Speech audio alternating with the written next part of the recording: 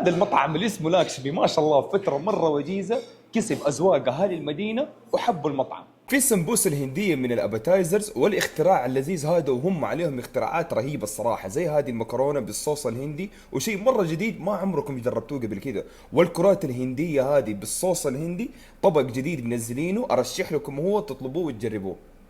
عبارة عن دجاج جملة موزاريلا من جوا معها صوص هندي، طعم الطبق جديد. واحدة من الأطباق اللي أنا مرة أحبها عندهم وهم مشهورين فيها أصلا كمان اللي هو فيليه كلوب هامور. تاخذوا وصلة هامورة تحطوها في الوسط ما بين الرز والإيدام، ونفس اللقمة متظبطة خلاص وبالهنا والعافية، عشان كذا أنا أحب الطبق ده. وخيارات من الأطباق الهندية الثانية المعروفة والسلطات كمان. وما تكمل السفرة الهندية يا حبيبي إلا بالباسكت نان. هذا فيلو النان الأسمر، نان بالزبدة، نان سادة، نان بالجبنة، نان بالثوم والزبدة، نان بالثوم، نان أسمع كل أنواع النان في الباسكت هذا. طبعا لا احكي لكم عن نان التوم بالزبده مع الادامه الهندي ولا الدجاج بالزبده، انا جعت بعد ما افتكرت اللحظه هذه كيف كانت.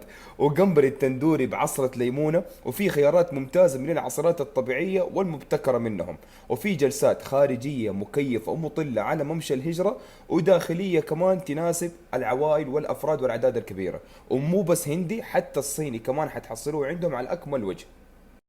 موقع مطعم لاكشمي ابدا ما يضيع، ممشى الهجرة الطالع حتحصلوه في أول مجمع اللي فيه له بلبن فوق في الدور الثاني، وتدخلوا له من الجنب من الباب اللي هنا. دحين أوريكم كيف بالضبط. وفي برضه هنا كمان لوحة إرشادية توريكم إنه مطعم لاكشمي من هذا الباب، وفي مواقف تحت الأرض تطلعكم على المطعم على طول.